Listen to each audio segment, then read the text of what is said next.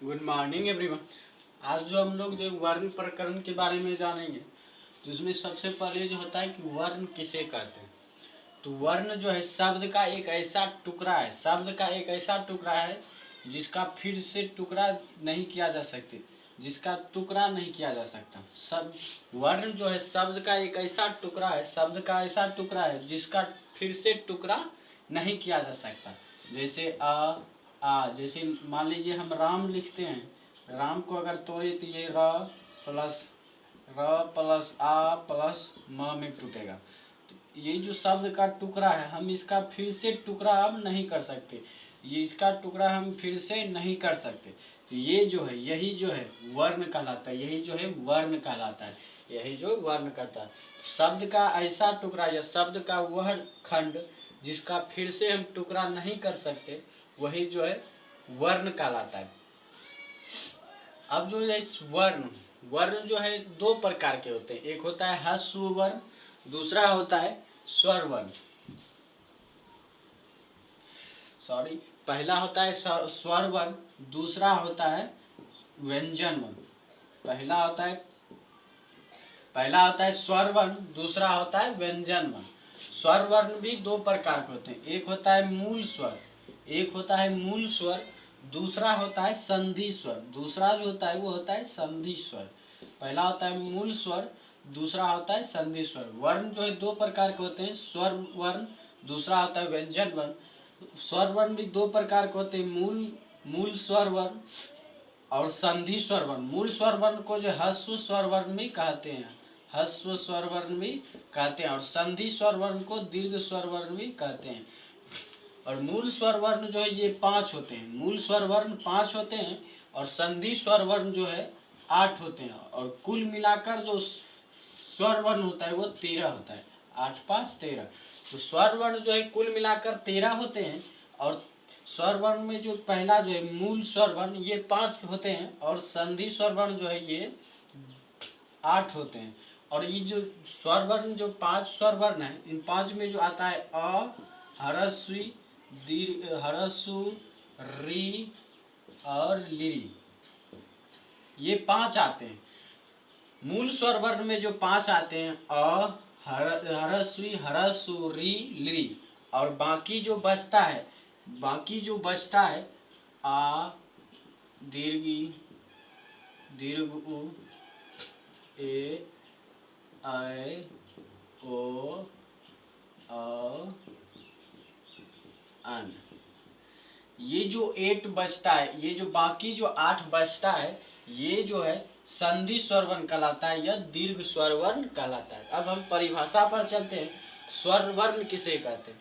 तो स्वर वर्ण जो एक ऐसा वर्ण है जिसको उच्चारण करने में, जिसके उच्चारण में किसी भी जो है समय जो है कोई किसी दूसरे वर्ण का सहायता नहीं लिया जाता। स्वर वर्ण जो एक ऐसा वर्ण है जिसका जो हम, जिसके उच्चारण में जो हम लोग किसी दूसरे वर्ण की सहायता नहीं लेते। हम कह सकते हैं कि बिना किसी दूसरे वर्ण के सहायता लिए जिस वर्ण का उच्चारण होता है, बिना किसी सहायता लिए जिस वर्ण का हम उच्चारण करते हैं, वो जो है स्वर वर्ण जो है, वो जो वर्ण है वह स्वर वर्ण कहलाता है। या स्वर वर्ण एक ऐसा वर्ण है जिसके उच्चारण में किसी दूसरे वर्ण का सहायता नहीं लिया जाता है। उसी प्रकार जो इसके विपरीत होता है व्यंजन वर्ण, इसमें सहायता नहीं ली जाती, लेकिन इसमें जो है स्वर वर्ण की सहायता ली जाती है। व्यंजन वर्ण के उच्चारण में जो है स्वर वर्ण की उच्चारण की सहायता ली जाती है। जैसे क बोलते हैं, तो क में जो है क प्लस अ होता है। क में जो है अ का उच्चारण छिपा हुआ होता है। क में जो है क को बोलने के लिए हम जो है स्वर वर्ण अ का सहायता लेते हैं, अ का जो हम लोग सहायता लेते हैं। तो स्वर वर्ण जो एक ऐसा वर्ण है जिसके उच्चारण में किसी भी दूसरे वर्ण का सहायता नहीं ली जाता है। और व्यंजन वर्ण एक ऐसा वर्ण है जिसके उच्चारण में जो है स्वर वर्ण की सहायता ली जाती है। तो स्वर वर्ण भी दो प्रकार के होते हैं, और मूल स्वर वर्ण, संधि स्वर वर्ण। मूल स्वर वर्ण जो है वो आ, ई, ह्रस्वी, ह्रस्व, री को जो है मूल स्वर वर्ण कहलाता है। और मूल स्वर वर्ण के जो बोलने में जो एक मात्रा का समय लगता है, मूल स्वर वर्ण को बोलने में जो है 1 मात्रा का समय लगता है, वहीं जो है संधि स्वर वर्ण को बोलने पर जो है 2 मात्रा का समय लगता है। मूल स्वर वर्ण या ह्रस्व स्वर वर्ण को जो है बोलने में 1 मात्रा का समय लगता है, लेकिन संधि या दीर्घ स्वर वर्ण को बोलने में जो है 2 मात्रा का समय लगता है। और एक होता है तीसरा प्लुत स्वर वर्ण। प्लुत स्वर वर्ण, प्लुत स्वर वर्ण तीसरा जो होता है वो होता है प्लुत स्वर वर्ण। प्लुत स्वर वर्ण जो है एक ऐसा वर्ण है जिसका जो उपयोग जो है हम चिल्लाने या देरी से बोलने के वर्ड में या वर्ण में करते हैं, जैसे हे राम। तो इसमें चिल्लाने में जो है हम लोग जैसे प्लुत स्वर वर्ण का यूज करते हैं। इसमें जो हम लोग सिर्फ 3 लिख देते हैं ऐसे करके, तो ये जो है प्लुत हो जाता है। तो ये जो है प्लुत स्वर वर्ण है, ये जो है प्लुत स्वर वर्ण। और व्यंजन वर्ण, अब है व्यंजन।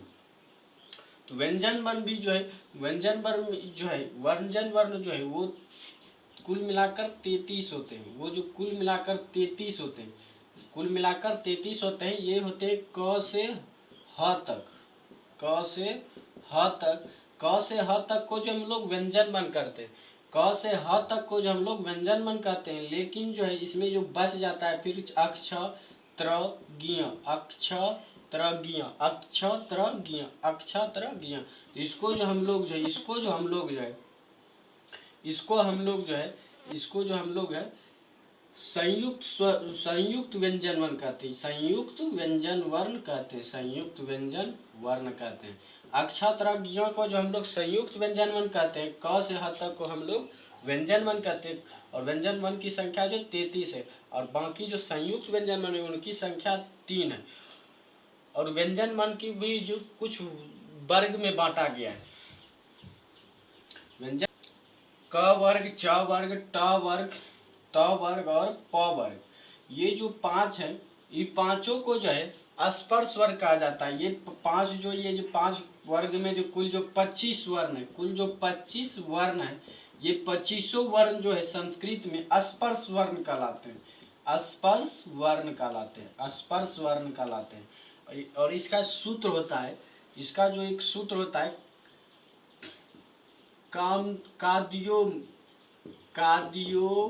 मावासना